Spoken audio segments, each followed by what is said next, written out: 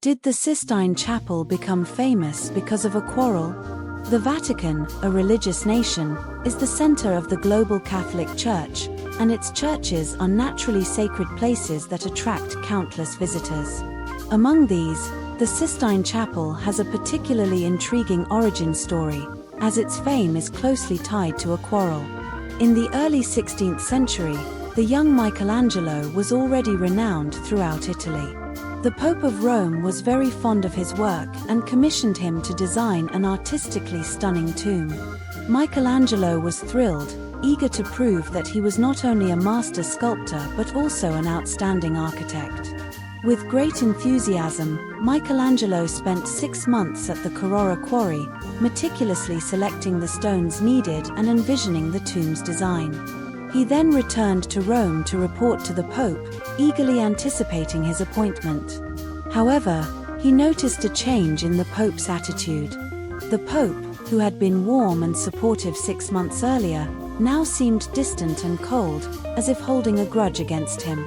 Michelangelo's sensitive artistic nature couldn't bear the Pope's indifference, which he perceived as part of a conspiracy. He suspected that someone had been speaking ill of him to the Pope and might even be plotting to poison him. Michelangelo guessed that the culprit was Bramante, the architect of St. Peter's Basilica and the Sistine Chapel.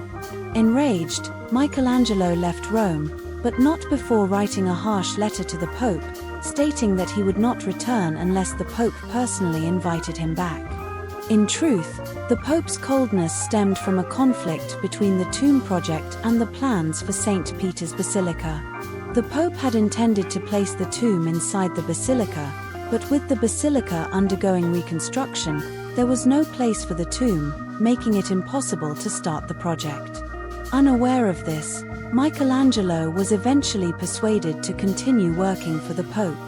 However, his feud with Bramante only deepened. Bramante, who believed Michelangelo was solely a sculptor and not skilled in painting, sought to embarrass him. He convinced the Pope to have Michelangelo paint the ceiling of the Sistine Chapel.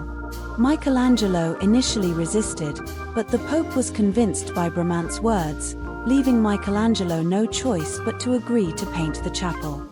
This only intensified his rivalry with Bramante. Bramante had drilled many small holes in the chapel's ceiling to install chandeliers, which enraged Michelangelo. He sarcastically exclaimed, "Do you want me to paint into these holes?" The Pope sided with Michelangelo and ordered Bramante not to interfere with the ceiling. Initially, Michelangelo planned to hire some Florentine painters to help with the massive project. However, one day, as he gazed up at the ceiling, he was filled with a surge of ambition.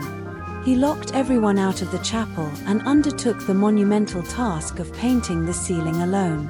This was not just a matter of workload. The physical strain was immense, as Michelangelo had to paint while lying on his back, with his neck craned upwards. Over time, he developed a habit of tilting his head back whenever he looked at anything, even while reading letters.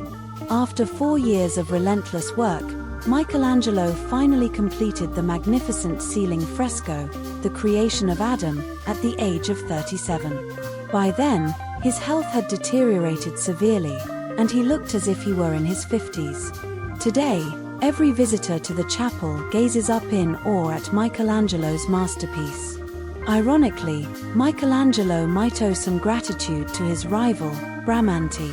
Without Bramante's antagonism, Michelangelo might never have created this monumental work, and the Sistine Chapel might not have become one of the world's most celebrated churches.